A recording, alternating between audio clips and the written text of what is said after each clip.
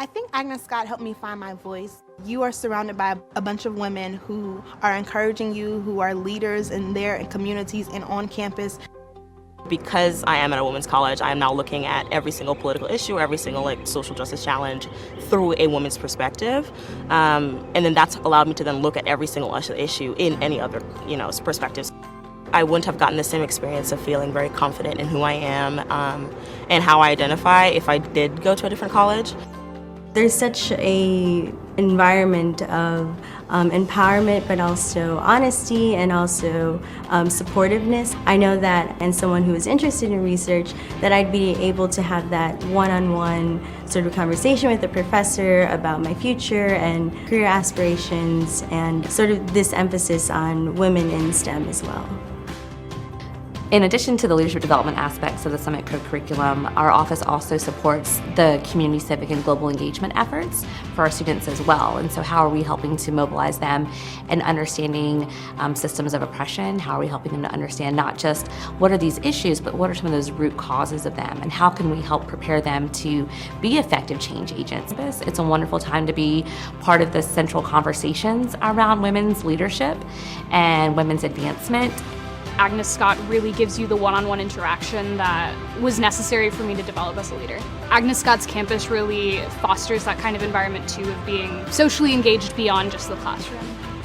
It's just a very special community to be able to be a part of and grow up in. It's hard to imagine another college where you feel like even if you haven't met yet, you have this shared purpose. I wouldn't trade Agnes Scott for anything.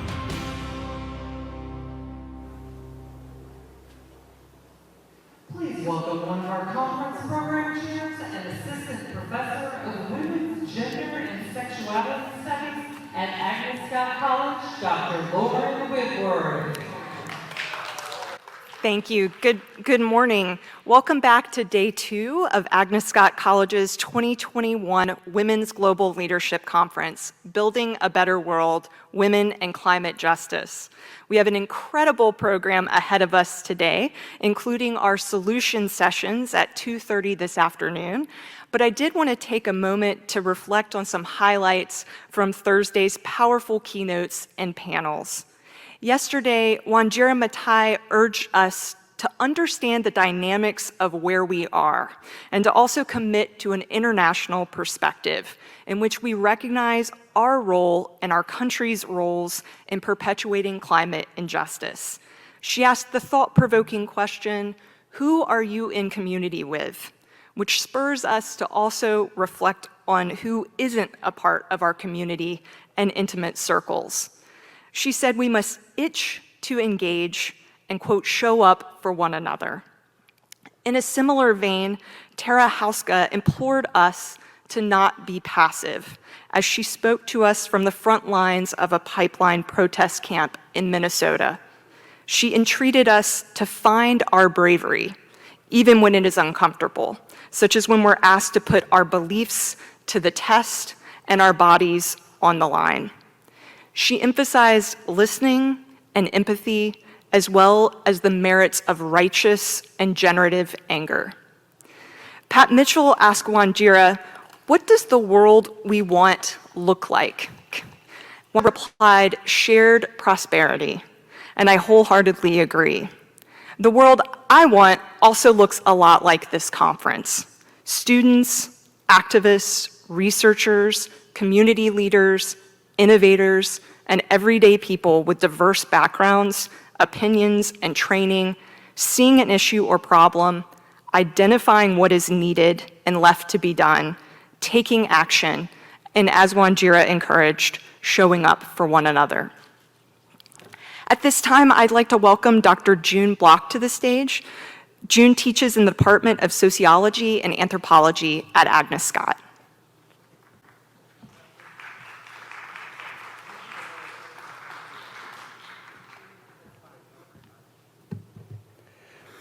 We collectively acknowledge that the college, which was chartered in 1889, is located on stolen, traditional, ancestral, and rightful lands of Indigenous people.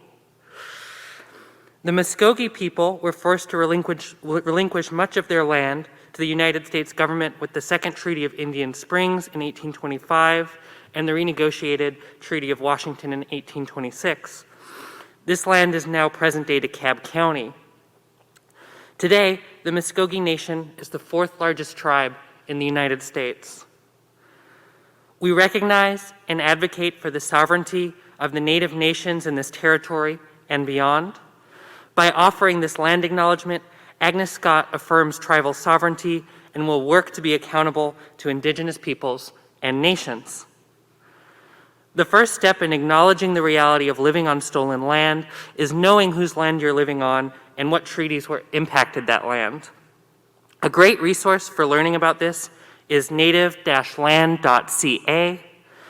Additionally, our website provides several links to additional resources to support Indigenous communities. Or maybe we'll soon. I'm not sure where that stands right now.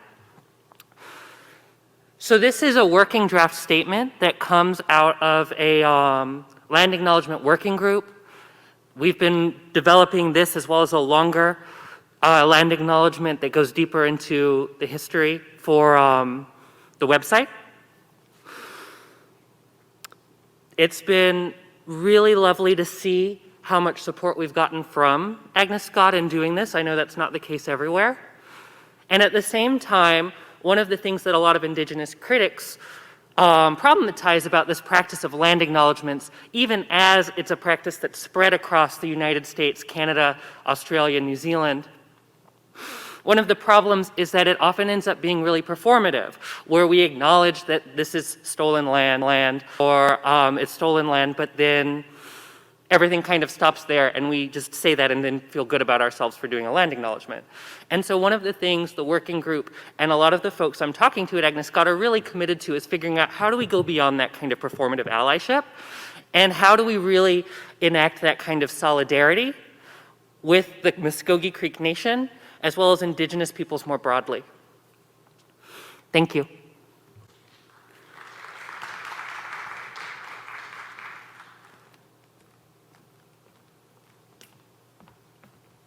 Thank you, Dr. Block. And now I'm delighted to share a video from Patty Garrett, the mayor of Decatur, Georgia. Good morning. I'm Patty Garrett, mayor of the city of Decatur, and I'm delighted to welcome you to the second annual Women's Global Leadership Conference.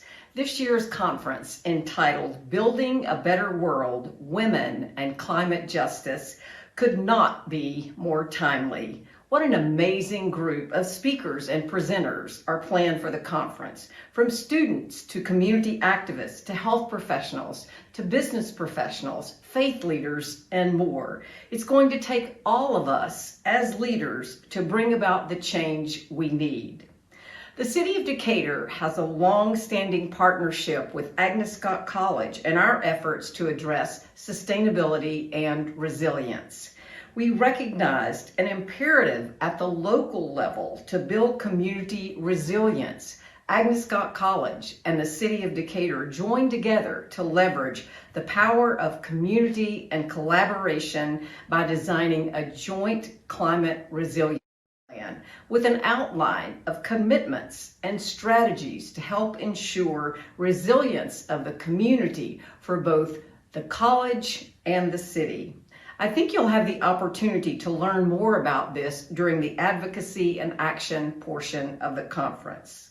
Like Agnes Scott College, the City of Decatur is a little engine that can. The city is only 4.5 square miles, but we know that we can be a leader in addressing climate change and in developing strategies that others can use to take action for climate justice.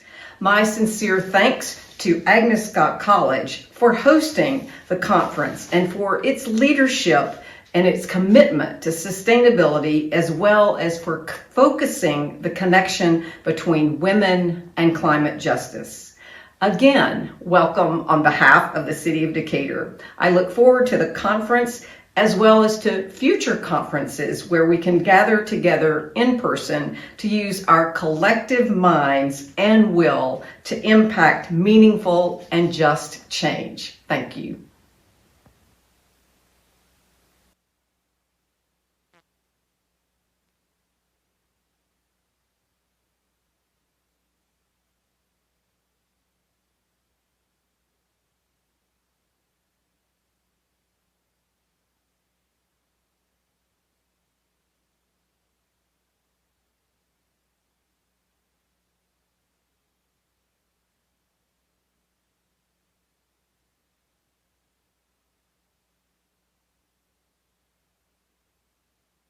My very dear friends, Leah Trotman, and I had the pleasure of helping to organize the panel earlier in the summer.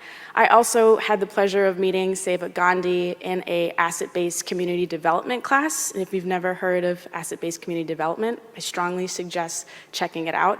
Seva is a pro. So, Katharine will be the moderator for today, and I'd like to let you know a little bit more about her. Katharine Wilkinson is the co-founder of the All We Can Save project. She's an author, strategist, and teacher working to heal the planet we call home. Her books on climate include the best-selling anthology All We Can Save, The Drawdown Review, the New York Times bestseller Drawdown, a well-known book in the sustainability community, and Between God and Green, which the Boston Globe dubbed a vitally important, even subversive story. Dr. Wilkinson co-founded and leads the All We Can Save project with Dr. Ayanna Elizabeth Johnson in support of women leading on climate. She also co-hosts the podcast A Matter of Degrees, telling stories for the climate curious with Dr. Leah Stokes.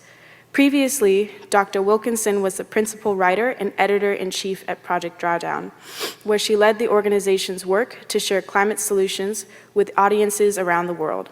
She speaks widely, including at National Geographic, Skoll World Forum, and the United Nations. Her TED Talk on climate and gender equality has more than 1.9 million views. She serves on the boards of the Doc Society, Chattahoochee Now, and Wild Arc, and advises numerous climate-focused initiatives. A homegrown Atlantan, Dr. Wilson holds a doctorate in geography and environment from Oxford, where she was a Rhodes Scholar, and a BA in religion from Sewanee, where she is now a visiting professor. Formative months spent in the Southern Appalachians as a student at the Outdoor Academy shaped her path. Time magazine featured Dr. Wilkinson as one of 15 women who will save the world, and Apolitical named her one of the 100 most influential people in gender policy. She is happiest on a mountain or on a horse. Find her at Dr. K. Wilkinson on social media.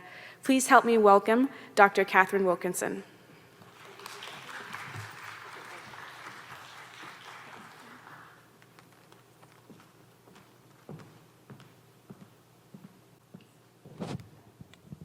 Good morning, everyone in the house and in the online house. I'm so delighted to be with y'all. Brittany, thank you for a lovely introduction.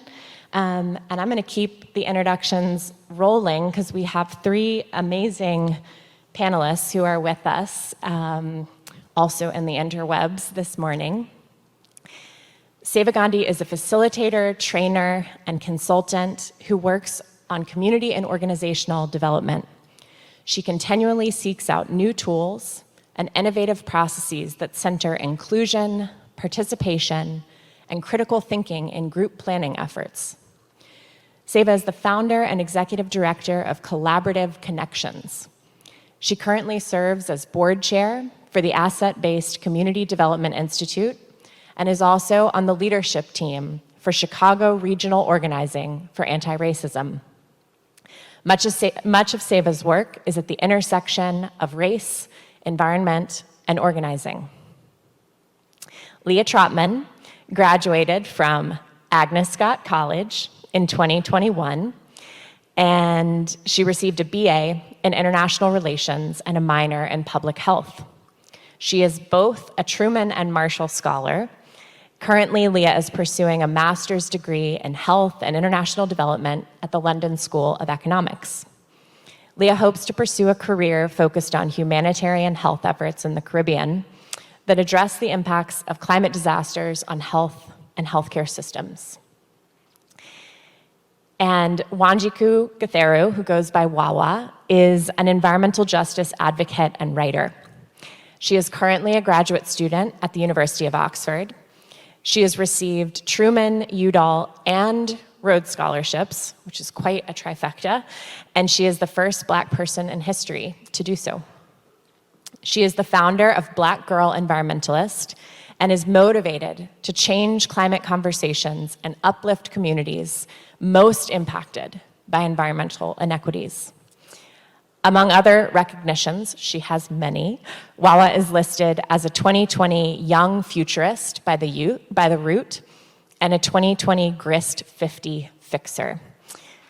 Seva, Leah, Wawa, hello, good morning. Good morning. How are you all? Doing well. How are you? Do we have a little echo we need to, is that better? Yep. Are you all getting an echo or are you hearing okay? It's still got the echo. Yeah. All right, we're working through it.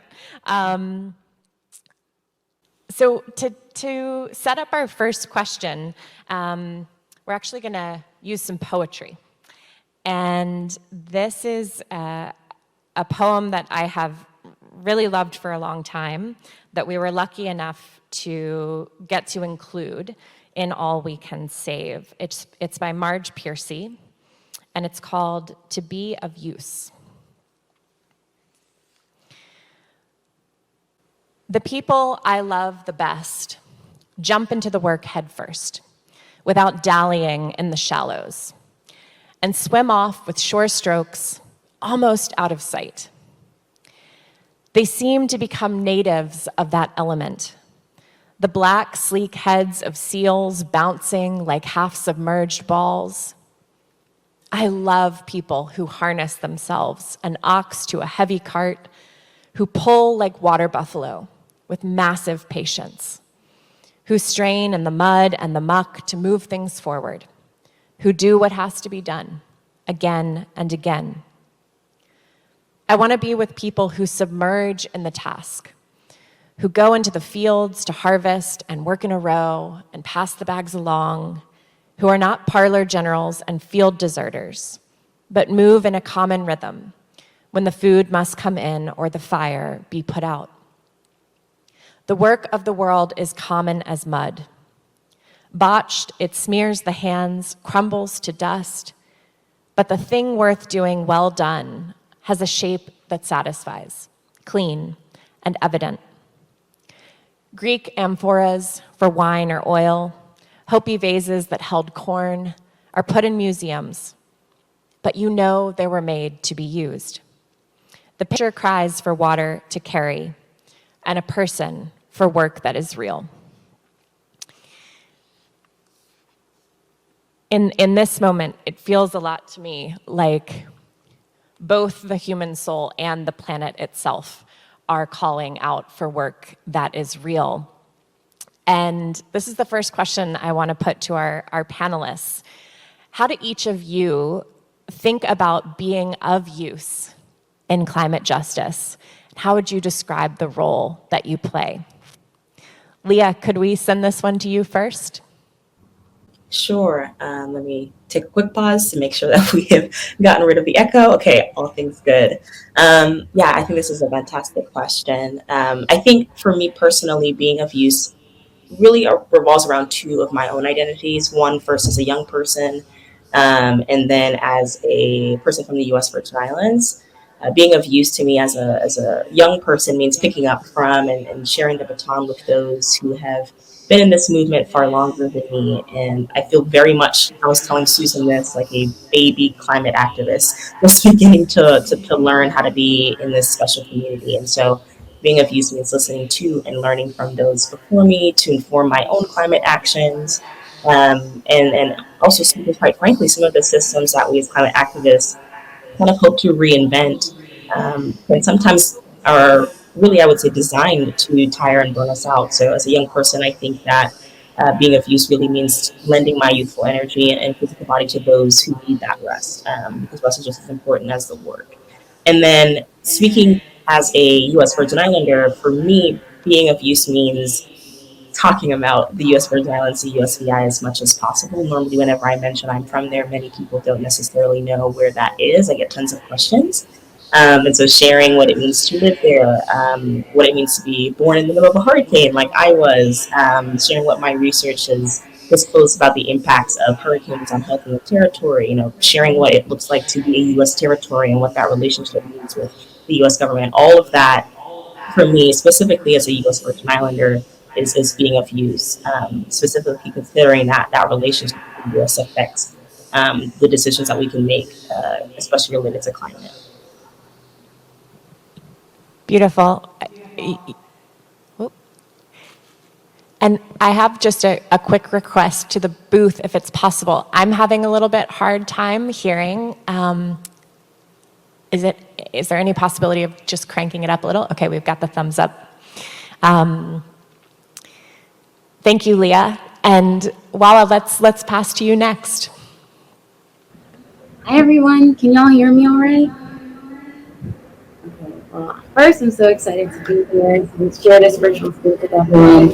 I think this is such a fantastic question to open up this panel. So for me, when I think of being of use in the climate space and being used in general, do I have the echo? Okay. When I think of being of use in the climate space, it's simply to me being able to put the unique skills and talents that I've been given and contributing to the climate space. I believe that all of us have different unique talents and skills that we can lend to this movement. And I think one of the first most important steps that we can take in being a part of this movement is figuring out what those are. For me, I really resonate as being a communicator. I love connecting with people verbally. I love conversations. And I love writing, and I find that that is the unique way that I contribute to talking and changing conservation conversations. Some people are educators, some people are artists, some people are singers, and I think it's so important for us to take the journey and take the jump and play into figuring out what are the things that I can uniquely bring to the table, and then really take that stride into applying that into the climate space. Amazing. Thank you, Wawa. And Seva, how do you think about your particular ways of being of use? What Wawa said. Hello everybody. I was going to say also that echo is so bad with my voice. Sorry about that. Finding those gifts and skills as well that I bring to the table, but also helping other folks find their gifts and skills, and knowing that we all have them, and where folks get their energy from to do this work, and helping people understand that it's okay to do what you think makes sense and to find your own energy space, and that you don't have to do everything all of the time, and that it's okay. And to my particular space, this echo, is about supporting others in their work. So I like to be not a sage on the stage, but a guide on the side. So I'm like the #1 cheerleader for lots of folks who are doing lots of things. And I like to support folks who are doing that work. Thank you, Seva. Thank you, Seva.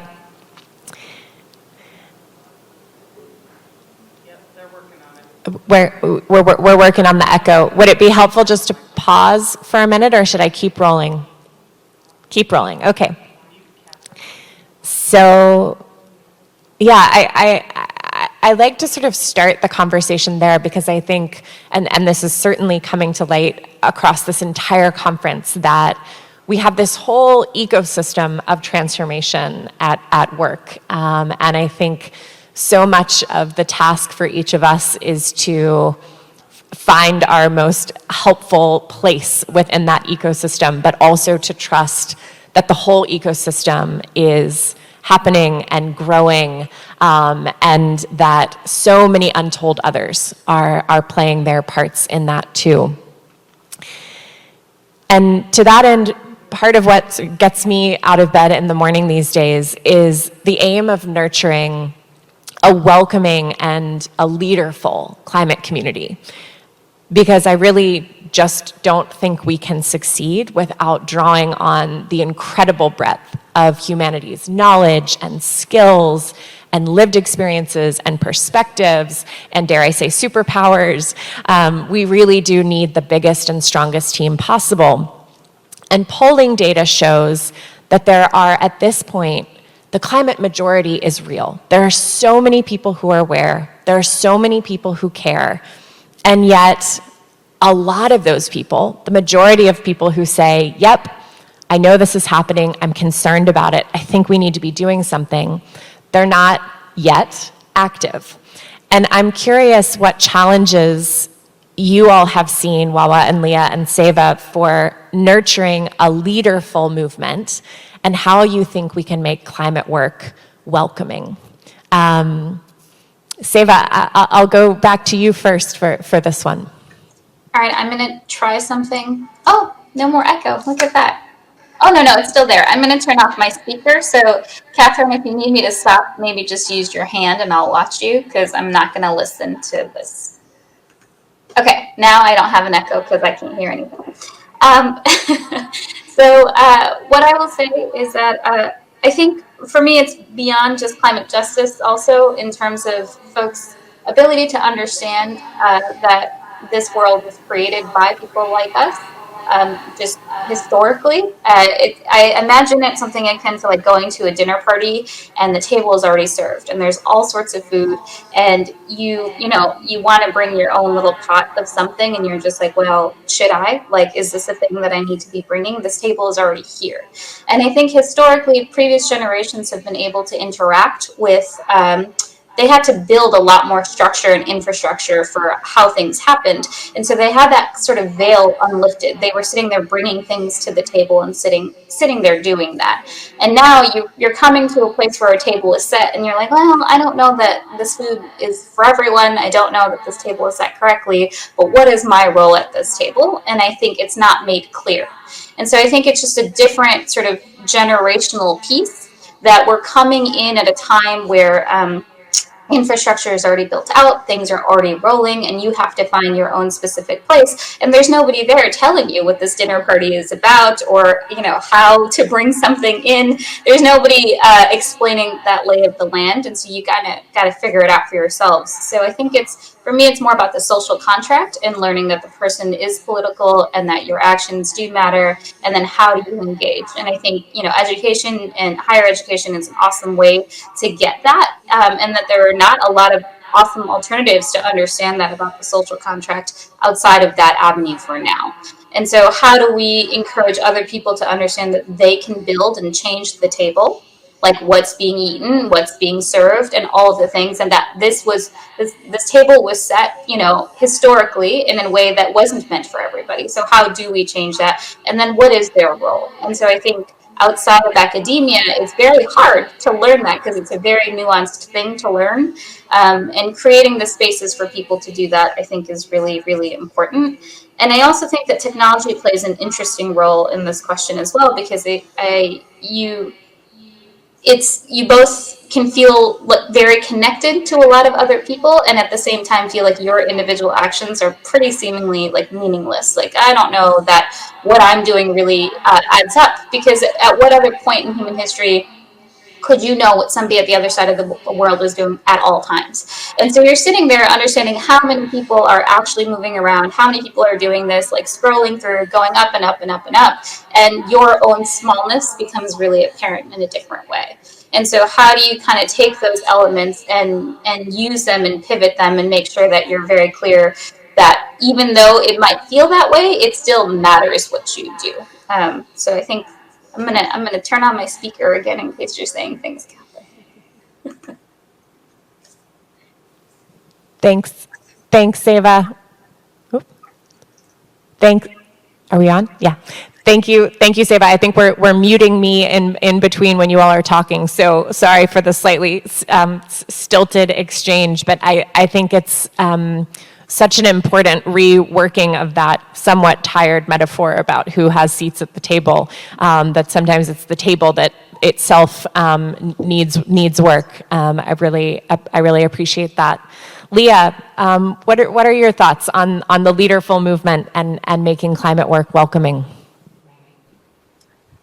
For me, as I said before, I very much feel very new to the climate movement, and in many ways still then actively remember feeling like maybe I should stay on the sidelines and maybe I should kind of play it small. And I actually remember one of the things that kept me on the sidelines for quite some time was thinking that my work was too tangential. What I had been doing before joining was was too far removed and not a direct contribution. And perhaps many people in the audience are feeling the same way right now. I was always interested in international relations and knew that I wanted to return to the Caribbean to do work, but then didn't know in what field. Then I found public health. Shout out to Dr. Patterson at Agnes.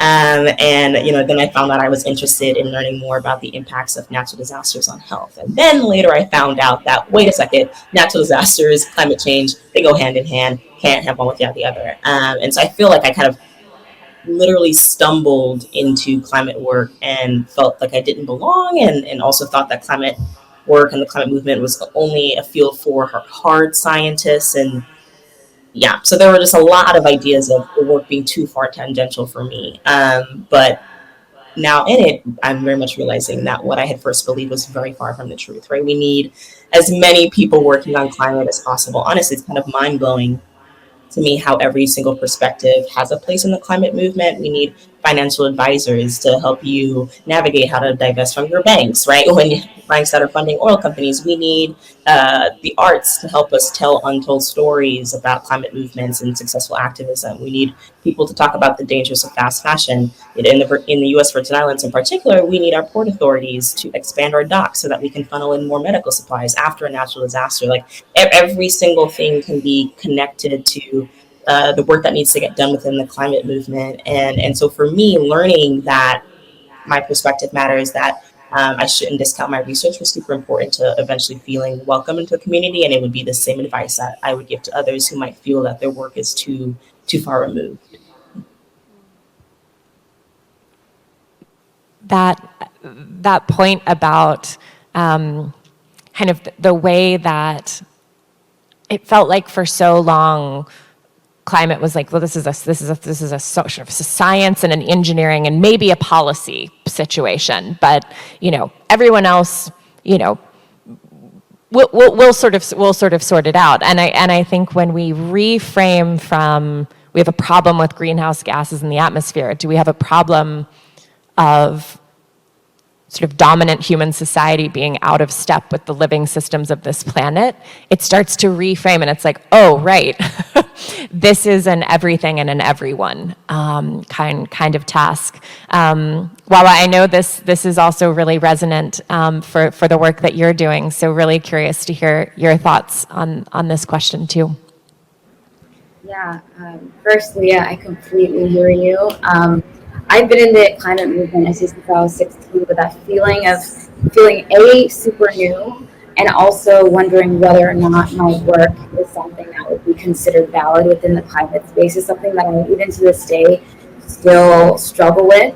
So I completely hear you, I feel you, and I think this is something that needs to change first within the climate space. So I grew up in rural Connecticut, and I think what's interesting is oftentimes when people discuss the concept of access within the environmental space, it's oftentimes it's focused on physical access. We talk about how important it is for particularly youth of color to have access to green space and things of that sort. And obviously that is a huge component of this issue.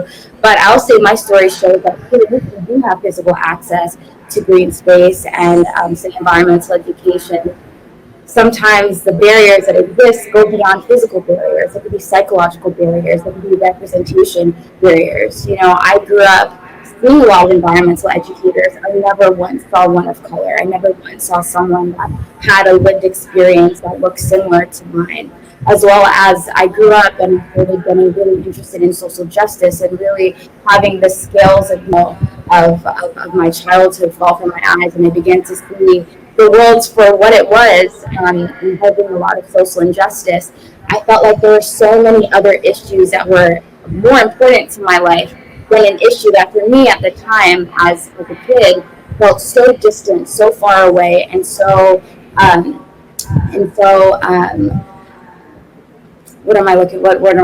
Sorry, it's been a long morning. But so distant from my life and that of my loved ones. And it wasn't until I was in high school and I stumbled into an environmental science class. And my teacher actually took the time to add environmental justice and add sections discussing the interconnectedness that is environmentalism, social justice, and the way that race, class, gender informs our experiences in the face of climate change and environmental degradation at large, that I was introduced to the concept of the intersectionality that is actually inherent to environmentalism. And I was honestly pissed. I was like, wait, I am 16 years old. This is the first time I've heard anything like this. And I've felt my entire life that this space, we can now know to be, like you said, something that includes everyone and must include everyone. It hasn't been framed this way. So I think something that needs to happen is something that I have been seeing happening in the past, especially the past 3 years, is the climate space really taking a hard look at the mainstream narrative that has been put and working to really rework that and thinking about what ways are we going to empower the voices that have been specifically and historically sidelined. How are we going to center those voices? As well, how are we going to restructure the climate narrative to move beyond numbers and degrees, obviously, which is important, but really center storytelling, because climate change, Mariana Lee talks about this all the time, climate change is a story of heartbreak, it's a story of loss, and that is what people relate to, because people are going through that right now, or are fearful of that happening in the future. And when we talk about climate change in that way, when we change the narrative, when we connect people with the experiences they are going through, it's much easier to make those connections than assuming that someone has to be a hard scientist who has to have a valid place in this movement. You are reading my mind of where I wanted us to go next. So I might actually pose this question and then flip it right back to you, Wawa, to see anything else you want to add, because I wanted to talk about narrative and about what, in your experience, what climate stories, whether it's about causes, impacts, solutions, the emotional content of this moment, what's getting too little airtime, and how can we listen more deeply, so that we're kind of getting that kaleidoscopic perspective. I realize I'm mixing metaphors of listening and looking with that one, but there's not really an ear kaleidoscope that I know of. But I'm going to send that right back to you, Wawa, for any other comments on the narrative piece. Yeah, awesome. Also, I'm so sorry. There's construction happening, so I'm distracted a little. But to answer that question, there's two things that have been on my mind quite a lot. I think the first one is today is climate strikes are happening around the world. But I think it's really important to integrate that with this answer. I think in general, I've been a part of it, like I said, I've been a part of the youth climate movement for the past, 6 or 7 years, and at different capacities. And something that has been a huge issue that I think, the climate space has acknowledged, whether or not it's really resolved this issue. I mean, I would say perhaps not, but the fact that not every type of youth is highlighted or given airtime. We know that there is an issue with the fact that youth activists from the global north, and particularly white activists from the global north, are provided more airtime than their BIPOC counterparts, particularly those that are in MAPA countries. So I think it's really, really important to acknowledge the fact that MAPA youth activists, MAPA is a term to distinguish those from most affected areas around the world. And I think it's really important to really highlight the fact that MAPA youth activists have largely not been given the same airtime and given the same opportunities of youth activists elsewhere. And this is obviously very dangerous, because oftentimes youth activists in MAPA countries are experiencing climate change right now and have the very unique perspective and expertise in providing solutions that the rest of the world can take into account. As well as the fact that, even the way that a lot of, for instance, the youth climate strikes are framed, that narrative isn't always relevant around the world. I was talking to one of my friends in Kenya the other day, and he was explaining how striking in the form of the youth strikes in Kenya is extremely dangerous. And people would assume that school striking would be something that more people would find offensive, but within the context of Kenya, with education not necessarily being something that is as accessible to everyone, Striking for school is already seen as a privilege because not everyone has access to an education. Whereas when we talk about school striking in the U.S. or the global north, oftentimes it's framed within the context of if a student is required to be in school, then that disturbance is understood in a different way. So it's really important to integrate different narratives in regards to striking, for instance, because it's today, because it's understood differently, and civil disobedience is understood and responded to in different ways. For instance, in the U.S., you have to get a police permit in most cases to have a youth climate strike, whereas elsewhere, that isn't necessarily a process that is accessible to most people and also can be very dangerous. And also in the context of the U.S. is dangerous for certain types of people. So these type of intersections are really important. And the other thing that I'd say is being left out quite a bit is climate doomism and where it comes from, right? With the IPCC report that came out about a month ago, I saw the most climate doomism online that I've ever seen in my life. I saw people in and outside of the climate space talking about, well, if the world is doomed for, then why should I, right? Let me just live out the best years of my life and just let the planet do what the planet wants to do, right? And when I saw all those posts and I saw climate doomism in this very overt way, and in the most overt way that I've ever seen, I realized what it was, and I realized that no one was talking about it in this way. And what I realized was a lot of the times when people are experiencing climate doomism, it's because of a misplacement of emotions. People are feeling all these different heavy emotions in response to so many heavy reports, so many dire projections, and they're fearful, they're scared, they're angry, they're feeling all these things, and they don't know where to put it. So, doomism. Okay, if I don't know where to put it, let me just ignore this. It's an issue that I don't have to deal with, and a lot of times people can even find comfort in just pushing it aside and saying there's nothing I can do.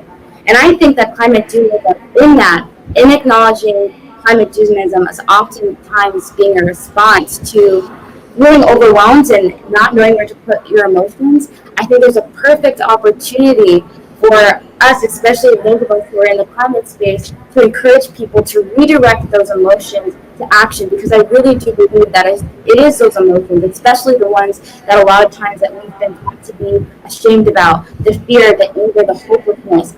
All of those emotions are such powerful drivers for action, for change, especially in the climate space when everything is on the line. And I find that those are the emotions that drive us. And as we really begin to shift and change the climate narrative, when we are able to really open up about those emotions and talk about them up front, not hiding them, there's a huge opportunity for other people to see themselves in that and find different ways to navigate how to place those emotions into action, into change, and into making the world the place that we want it to be.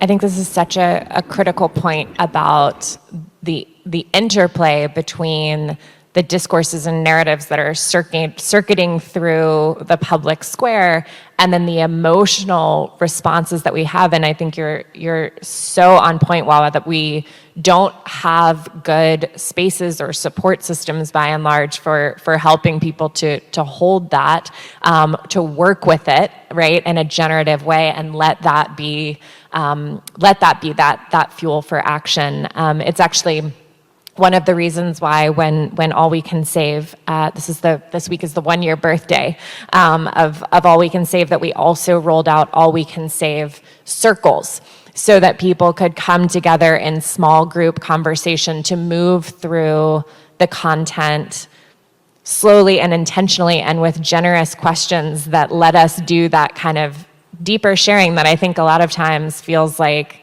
where are you supposed to take where are you supposed to take that, right? That too has been something I think that hasn't traditionally been super welcome in the climate space. Like, you can bring your facts and your data, but please don't bring any tears. Seva and Leah, either one of you feeling moved to pick up on this? I have a response, but it's not always in the same. It's not in the same thread, but it's sort of. I would just say that. Sorry, I'm going to do the speaker thing again. one sec. I just think that, again, moving one up from just climate work, I do really also want to make a push for more intersectional work with other sectors, because I tend to work in community development. And you have a bunch of people who are really engaged in the world around them, trying to do community planning, community engagement, building new structures and new paradigms, who have sort of not a sustainability lens in the world, because in Chicago, at least where I'm from, you have the environmental sector, and then you have the community development sector, you have this sector, that sector, and there's not communication. And for me, sustainability is more holistic than that. And so I would like to see it move out of being a sector and move into being sort of integrated with the way that people interact with the world around them. And I tend to think about one of my favorite activities we did in grad school is like, how do you think social change happens? And you had 30 different people in the classroom, 30 different images we had to draw it. And I sort of think that there's three buckets. It's my take is that there's folks who work on dismantling systems that exist. There's folks that work within systems. And then there's folks who work on creating alternatives. They tend to battle each other and like, no, my way of doing this work is more correct. And I think that that is kind of a waste of energy and time. And like, we need all people doing all things. And I think one of the reasons that we've seen such a racial reckoning in the past year and a half is because all three are happening. There's folks working on dismantling, there's folks working on change within, and there's folks working on creating alternatives. And I think the one that gets too much airtime in climate work tends to be within systems. We keep replicating systems in our economic systems and the way that we're doing things. And we're not actually, we have this idea that it's alternative energy, but it's still within the same paradigm of consumption habits. It's still within the same paradigm of how we produce. We're still working in the same paradigms, and we're trying to just apply different techniques. So a lot of climate work feels like currently working within the system, and we don't have a ton of folks working on dismantling stuff, and we don't have a ton of folks working, at least in my perspective in climate, in creating true alternatives that are completely out of, for me, like mutual aid is a climate solution that is an alternative that is not within the system, and that's an economic paradigm. So because we have all of these bifurcated sectors and climate work and sustainability work is so overarching and holistic, I just think taking down, like the work of folks who care about climate is to take down those invisible sectors and go work in them, the sections that hold up the differences in these sectors, and go work in other spaces with that lens and bring that lens in, as opposed to creating yet another just lane for us to be in. And so that's my take on this kind of stuff. I think it touches to another point about narrative, which is that if we don't have a robust analysis of the causes of the climate crisis, we will be working in sort of half-hearted ways or not in genuine solutions. And I think it's a really, really important point. Leah, what's your read on this, especially sitting at some really interesting intersections of sectors? Yeah, a lot of my answer is going to mimic a little bit of what Wawa mentioned, specifically around young people and youth within the climate movement. I first of all, I just wanted to agree with Wawa and say that, you know, at times it definitely seems that there is a focus on a specific type of young person, and in general, then therefore all of the other important voices of people who are currently experiencing climate disasters and climate events are unfortunately then sidelined. But I really also wanted to take a little bit of a different perspective on what are some other stories of young people that are not getting told right now. I'm currently working alongside a few fellow Marshall scholars and some other great folks in the UK on a policy brief ahead of the UN climate conference in Scotland. And, you know, and it's all focused around youth mental health, not even specifically youth mental health related to youth when they read about climate stories, because that in and of itself has data that backs up that youth, even within developed or developing countries, experience like a higher rates of anxiety and depression and things like that just by reading our news cycles day to day. But specifically talking about the youth and how their mental health changed when they are exposed to climate disasters, thinking about youth in the U.S. Virgin Islands, or I watched most recently a documentary about a youth named Howard in Isle of St. Charles, which is in coastal Louisiana, after a series of coastal floodings there, or even after a series of hurricanes in the U.S. Virgin Islands. But specifically within Louisiana, Isle of St. Charles has lost 90% of their original landmass. And essentially at this point, their home is sinking. And youth like Charles have then been forced to migrate inland, obviously. And a New York Times article referred to the communities there as kind of America's first climate refugees.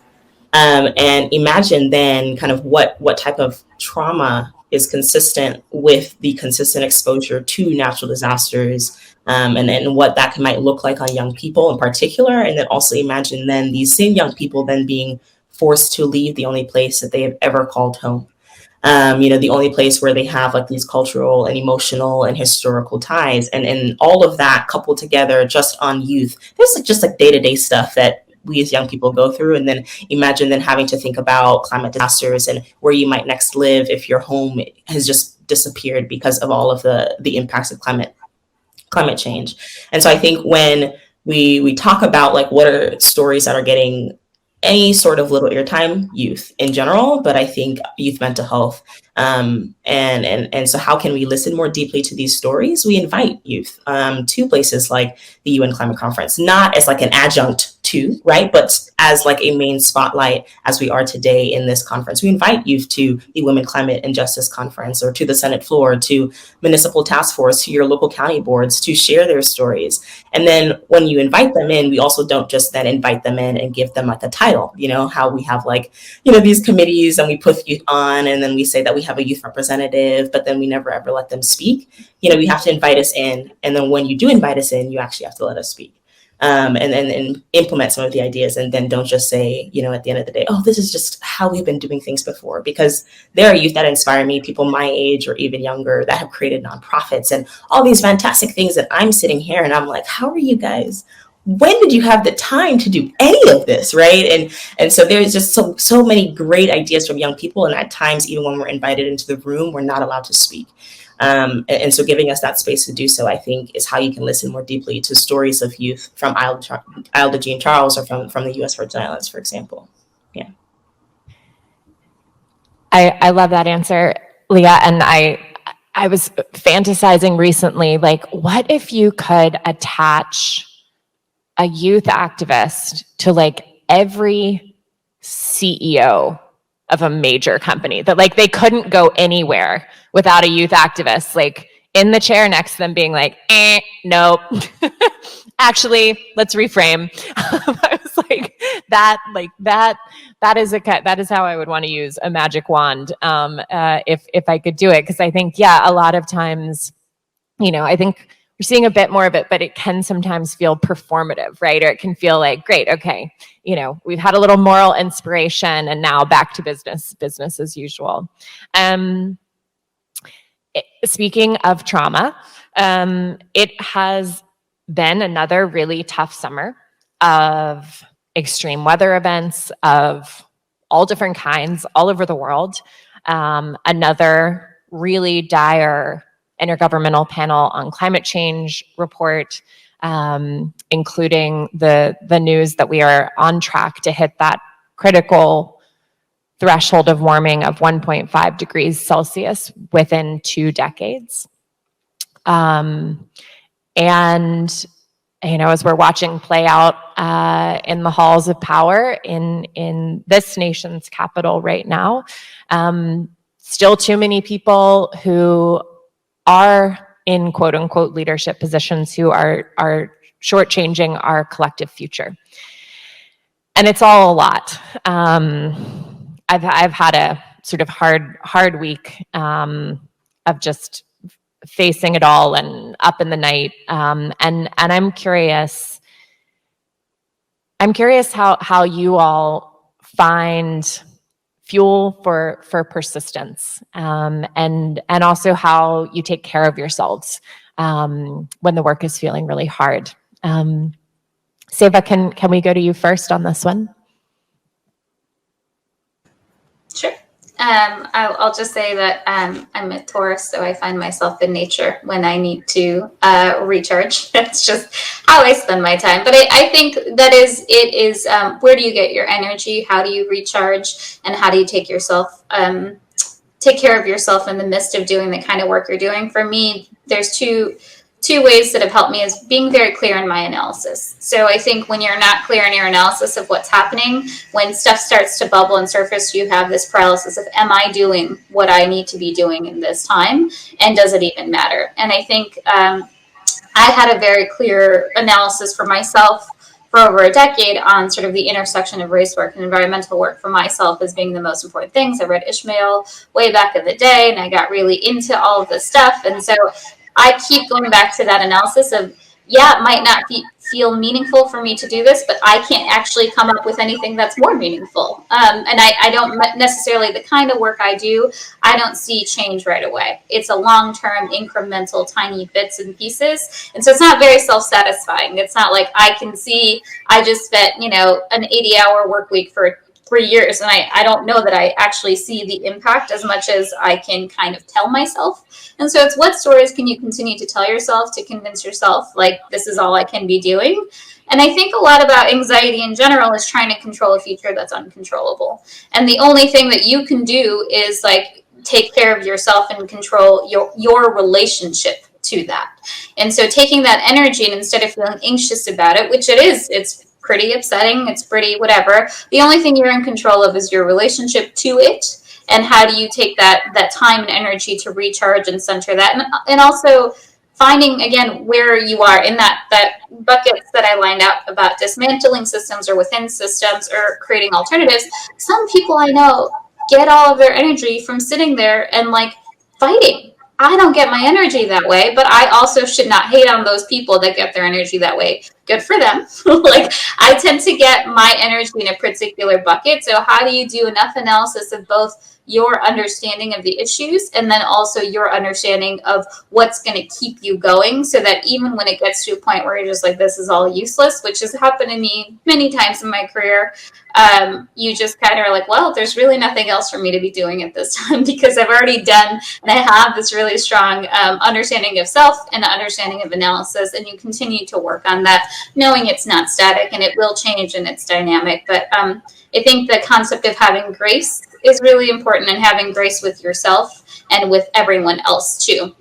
Because I think it can get, especially for folks who do environmental justice work or climate work, it can get kind of pulpity at sometimes. Like, how dare you, like, you go to somebody's house and they're not composting and you're like, what are you doing? Like, do you understand what's happening right now? And so how do you have grace with sort of everyone is doing the best that they can, and you are doing the best that you can too, and kind of just breathe into that. Nice. Wawa? So I have a quote that I have as my laptop background. Let me pull that up, because I make sure to read this every day. And it's a quote from Coming Back to Life by Joanna Macy. And this quote says, "Pain has a purpose. It's a warning signal designed to trigger remedial action. The problem, therefore, is not with our pain for the world, but in our in our repression of it.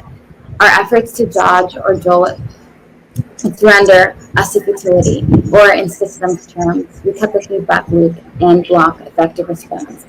In honoring our pain and daring to experience it, we learn the true meaning of compassion." And I think that that quote kind of goes back to what you were saying, Seva, of daring to be compassionate for others, but also being daring to be compassionate for ourselves. I think that, I know that climate work and any type of work that revolves around the vitality of ourselves, our loved ones, our planet, it's heartbreaking work. And we do this work because we have to, right? I mean, I think all of the time, I fantasize about what I would be doing if I wasn't doing climate work. I would love to be a jazz singer singing in a smoky bar room, on my weekends, but maybe I'll do that one day. But right now, there's other work that I need to be focusing on. However, I'm learning that there doesn't necessarily always have to be this binary, which goes back into what I was talking about before in regards to accepting and really finding all the talents that we've had. For a long time, I thought that communication particularly in environmental work, was something that I can only contribute to in regards to talking on panels like this or having conversations with my neighbors and my friends and my loved ones and writing. But then I realized that, okay, I love to sing, I love to write music, and I've been recently diving into expressing myself in the ways that I feel about climate, but also about the love that drives me to even be in this space, and using that as a way to communicate with people and using that as a way to connect with people. And I'm learning that in finding grace for myself and being really intentional with the skills and talents that I have, I don't necessarily have to wait to do those things that are so innate to who I am. In fact, it's almost more authentic for my contribution for this movement to gravitate towards those things that are so fundamentally a part of me. And I'm learning to integrate music into that. So I encourage all of you that sometimes might feel that there needs to be a binary between these innate loves that we have for ourselves and the work that we do, and understanding that they're really all a part of the same thing. I did not know about your jazz singing aspirations, Wawa. That is neither does my mom. My beloved collaborator, Ayanna Elizabeth Johnson. Jazz singing is one of her secret talents. So now I'm imagining like a climate-inspired jazz club. So that's, to me, seems like a really fun solution we should be bringing into the mix. Leah, how about you? This is great, guys. I have the same jazz dream as Wawa, so I think we really have got to get this club together. No, jazz is literally my favorite genre of music. Anybody who knows me, I say this all the time. Oh yeah, we're definitely gonna get this together. I think for me, in terms of kind of what provides me with a critical fuel for persistence, sometimes I'm still actively trying to figure out the things that bring me joy, especially as a young person coming out of undergrad, where I felt like my academics really consumed who I was at that time. And so I think it can be hard for me to find the critical fuel for persistence, also, especially as someone from the Caribbean who honestly sometimes wakes up every day constantly thinking about whether or not my own home can withstand another hurricane. But I will say that I have found happiness and fuel in stories of successful activism. A friend most recently this week shared this really cool report from the Indigenous Environmental Network about how Indigenous resistance to fossil fuel projects have cut down the equivalent of like 12% of annual total US and like Canadian emissions. And I'm like, what?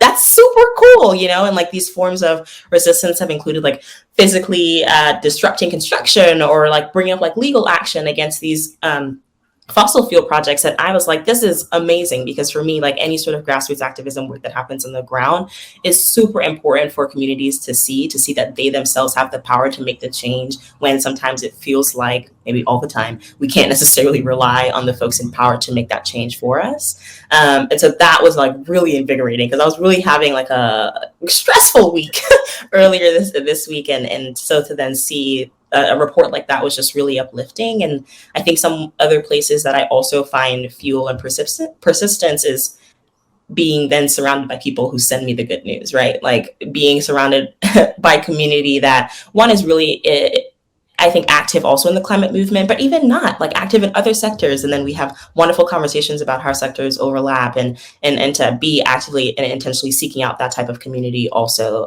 brings me a lot of joy and keeps me alive and active in the movement. So yeah. Beautiful. I hadn't seen that report, and that is an incredible testament to what is possible with linking arms and standing in the kind of bravery that it sounds like Tara was sharing yesterday. And yeah, the we is not just important for moving the work forward, right? For building collective power. The we is also really important for celebrating, dance partying, having a good collective cry, like all of that, I think is super important. I want to see if we've got maybe a really good question from the audience. We've taken up a little bit more than probably our fair share on these planned questions.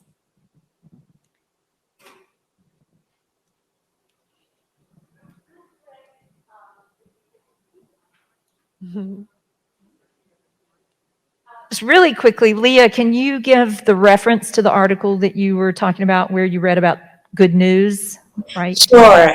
Can you hear me? Okay, yeah. It was an article from the Indigenous Environmental Network. I can send a link to Susan and maybe you can disperse it elsewhere. But yeah.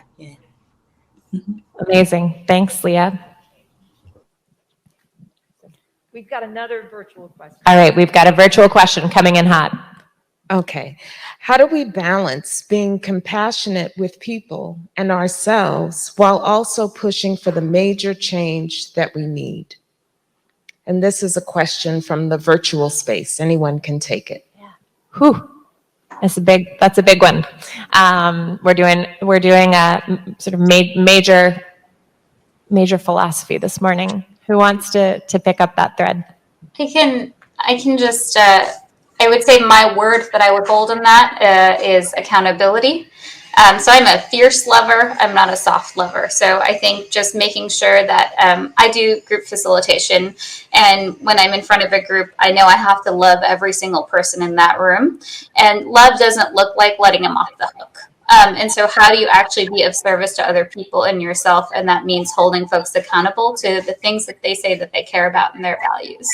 And so my answer to that question would be to, again, have that strong North Star for yourself in terms of what are your values and being accountable to yourself and getting those. And with the groups or other folks that you work with too, getting to understand what are those deeper values that they really truly care about, and in a very compassionate and loving way, just say, hey, I get into this argument I've gotten into with my partner for a long time is, he's an environmentalist, because he very cares very deeply about the environment and still will eat meat. And I have Amazon boxes that come into my house sometimes, and I kind of get a little wild, and I'm like, hey, you said you really care about this thing, and yet I see these behaviors that are kind of counter to this thing, but I'm not trying to take my sense of what I think he needs to be doing, maybe helping him hold himself accountable to the things he said he deeply cares about. And I think that there's compassion and care and accountability is the way that our communities need to move forward together, and not out of finger pointing and not out of blame, but out of compassion and love. So that's my philosophical answer to the philosophical question. Nice. Thank you, Seva. Okay, well, we've got another question, so let's Good throw this in. morning. Thank you all for being here today. As young people, we are often subjected to hierarchy, whether it be in our classrooms or our workplaces or elsewhere. How do we go about dismantling that hierarchy? Anybody feeling moved on that one?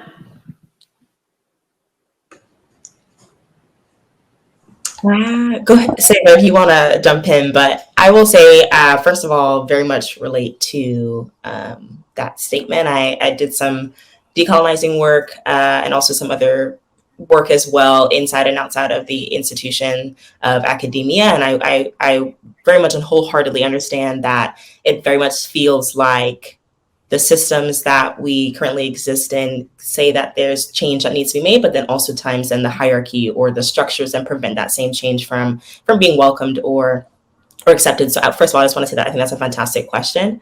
When I was doing that work, if we want to talk about a little bit of a how, when I was doing that work, I felt as though one of the best techniques to attempt to kind of create the change in these kind of really rigid, static hierarchies was to really lead with that compassion and that love, but also really lead with that grace. My faith dictates that each person around me deserves to have that conversation, that initial conversation, and more afterwards to kind of build the gap between the young people and the older folks, whoever is in administration. And so for me, I would kind of oftentimes walk into conversations and think to myself, okay, I'm already thinking that the worst is going to happen. I'm already going to, thinking that they're going to shut down our resolution, or they're going to do this, or they're going to do that. But then remembering that this person at the end of the day is a person across from me at that table, and hopefully that there can be some common ground of compassion and love and understanding that can surpass kind of these rigid structures that have kept both of us in our kind of silos for a very long time. And that has tended to work a lot of the time, especially when we were working on a lot of more decolonizing curriculum efforts. And we were speaking to folks who sometimes saw that as a pushback against their standing within academia or within administration. And oftentimes kind of asked each person to take away those titles and to take away these things and to see, hey, we are working towards a greater community, a greater space for students within the classrooms where they will feel seen and heard if we begin this decolonizing the curriculum movement. And I think that you, even if you're on the other side of the table than me, have my best interests at heart and know that you want to also create these spaces for us. And so instead of me walking into a conversation and thinking, instead of me walking into a conversation and thinking that we will disagree, let me first think that we won't. And that, there will be some grace and compassion and love that at the end of the day can kind of surpass all of the other things that might, typically find itself within academic institutions. And that even then kind of feels like a very philosophical answer. And maybe Seva, you have something else to say, but I think, working to bridge that gap and to hear why they are hesitant to make that change or hesitant to do X, Y, and Z, and then being like, hey, well, don't worry, that's not actually what we're thinking. We're actually thinking this instead. Or I hear your concerns. Let's figure out how we can work that into tangible actions and plans that also work alongside what our goals are as young people. Then we can move forward together, make progressive progress and not, progress that ends up limiting one or the other. But I'll stop there. Wawa, maybe you have something to say as well. Yeah. So I think about this quite a bit. Just like Leah just said, I also feel the struggle, obviously. And something that I'd say is I think I have two things I want to say about this. One, I think it relates back to the general conversation and thing that we've been talking about here today about finding what skills and talents that we all individually have and finding different ways to apply that. I think that there are people that are able to work within quote unquote institutions of power and transform them from the inside out. But what I will say is also when we talk about having grace and compassion for ourselves, that's not necessarily everybody's cup of tea, nor does that framework work for everyone's skills and talents. What I mean by that is I think sometimes, at least I felt this way, especially as an undergrad. I'll let that pass. As an undergrad, I definitely felt like that specific framework was the only one that I could work upon. And sometimes I felt really awkward in that context. And actually, it was through graduating and having to cultivate, a new community, particularly virtually, in light of the pandemic, that I realized that there is real validity and real power in creating our own spaces to gather, our own spaces to organize. And this kind of goes back to what Seva was talking about in imagining and actually cultivating alternative futures. I think our organizing spaces are really the foundational building blocks of creating the systems of a new world that we must dare to work towards. And I think our organizing spaces have to replicate the dynamics that we want to see in a just world.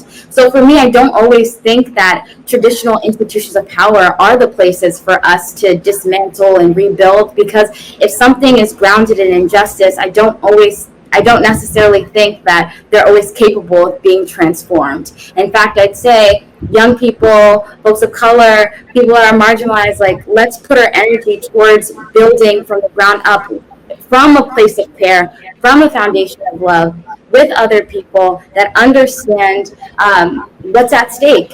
And I have found so much grace in that, cultivating Black girl environmentalists and really building this community that isn't hierarchical. We have a vertical leadership style.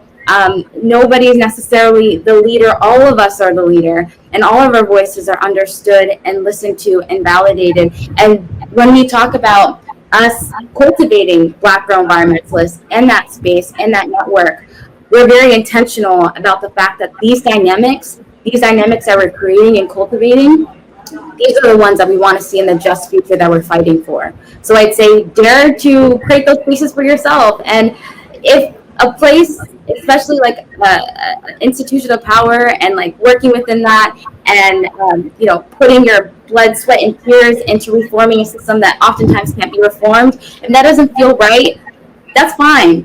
You can find another place to put it, and that's perfectly fine. I think that's... Katharine, we're going to take one more live question, and then I'm going to come up and join you for your last question. Does that work for you? Okay. I have a podcast recording I have to be home for at 11, so okay.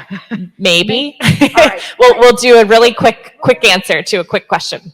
Hi, I'm very inspired by all of y'all's stories, and I think this question can be short because I think Wawa just answered a big portion of what I had to ask, but in your respective career journeys, I feel like it's very important. You guys have all been very intentional with your time and what you choose to give your energy to, and I'm curious if you guys have any tips for continuing, or for a young person starting their career on finding spaces where they feel like, or finding spaces where you feel like there are going to be people who are creating alternative solutions, or sorry, this question is getting confused, but yeah, any tips for being intentional with your time and what you choose to give your energy to? Thank you. It's a great question, and let's roll into that, and we'll do kind of a very give us your closing nugget with any advice there, or any specific call to action you all would like to leave folks with today. Leah, let's start with you as a newly minted graduate student. First of all, I just want to say that I think that's a fantastic question. I think it's going to be very similar answers to Wawa, so I won't spend too much time on that. Maybe Wawa, you can in your call to action, but finding those spaces outside of, I think as a young person, you almost feel like you need to sign up for so many different things because you're trying to establish yourself and get all these wonderful things on your resume, but eventually you realize that your time is precious and also that you want to spend time with the people in your life that give you and bring you joy and not those who detract from that. And for me, that really came through just a lot of different experiences, but really intentionally putting myself out there and joining groups, following Black Girl Environmentalists on Instagram, for example. Shout out to you, Wawa. But and being in community with other people then allowed me to realize, oh, I shouldn't be in community with those people, and so I think that then ended up in my personal life really encouraging me or kind of pushing me to figure out then okay, this is how I'm supposed to be spending my time, and this is what I need to be doing it with and who I need to be doing it with. And also just recognizing that I feel as though we all have a purpose here on earth and then very much feeling like I want to use it as best as I can. And that really then helped me also identify where I needed to be placing and putting my time to, which, moving on to my call of action, is very much I want to put my time to advocating for as much as possible the U.S. Virgin Islands. I thought really long and hard about what my call to action would be, and specifically for all of you in this virtual space or in person, my call to action is to remember the U.S. territories. As U.S. territories, the U.S. Virgin Islands, Puerto Rico, Guam, the Northern Mariana Islands, we cannot vote for U.S. president, but all of those policies that are put in place affect us. We have, in the Virgin Islands, a delegate to Congress, shout out to Congresswoman Stacey Plaskett, whom we all love and adore, but who has very limited voting power on the floor. Our relationship with the U.S. As the continental United States can make it feel at times as though we have no control over any of our decisions, but particularly those that are related to climate. And so when you vote, this is my call to action, when you vote in the upcoming elections, think about us and quite literally vote for us, because we cannot do that for ourselves. So I will leave that there. It's a super powerful call to action. Thank you, Leah. Seva, over to you. I wanted to say I appreciate the question, and I think also what I was going to answer the original question with is just try it out and see how much energy are you expending to be yourself in that space, and how much energy are you expending actually doing the work itself. And you have to just try things out, and if they don't work for you, they don't. And then you have to decide how much you love and care and want to change the ways. And I think this also leads into that hierarchy question of can I change the way that we go about doing things? I think how we do things is as important as Wawa was saying, is what we end up doing together. And so do you want to expend your energy? Just try it out. And that goes into my call to action too, is, and I know this is so cliche to be bold and take risks, but I can't tell you how stuck people get in the ways that they do things. And like, I'm sitting there always with groups of people who are just like, well, it's a lot safer to do things the way that you know will work, but we're in a new changing paradigm, we're in a new changing world, and we are going to have to continue to try things we don't know will be successful. So like, being okay with failing, being okay with trying, and having that grace, having that compassion with yourself, and being like willing to take those risks and being bold, knowing that some might not work, and that's totally okay, and that some will work, and that's also great. So it's a cliche thing, but I can't tell you how many times I'm just like, please, let's not do the same thing the way we've always done it. And groups just go to inertia. People go to the thing that they know works, and maybe try something a little different would be my call to action. And don't be afraid to keep trying things until you find the thing that you think, this is mine. And conclude. Nice, and particularly apt for this weird liminal time that we're all moving through. And Wawa, will you give us a last word and call to action? Yeah, honestly, Seva and Leah just really encapsulated exactly what I wanted to say.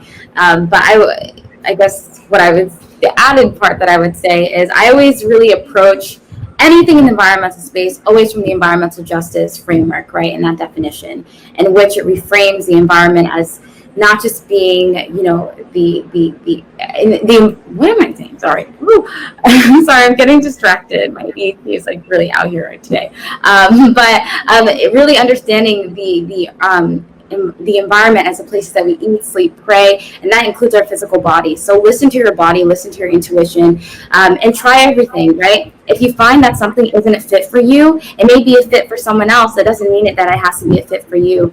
Having that grace for yourself, as Seva was talking about, is so important, because in All We Can Save anthology, I'm forgetting which author said this, but she said that burnout people can't save a burning planet, right? And you know, that is really, really important in the way that we ourselves exert our own energy in these solutions. So if you find that if you find that a place is not being conducive to your own mental health, and that you aren't able to contribute to the work in the way that you know that you are able to, it's okay to move and change, and that's just a part of life. And really have that grace for yourself, and know that all of us are still figuring it out. I'm still figuring out different places that I feel at home and different places that I can find community in. And I'm also having the grace to hold myself accountable. Sometimes I need to navigate, even within Black Girl Environmentalists is a really new space. I'm constantly trying to figure out new ways to really cultivate community with the other members, as well as having that grace for myself to hold myself accountable when maybe actions that I'm taking aren't the best, and really learning to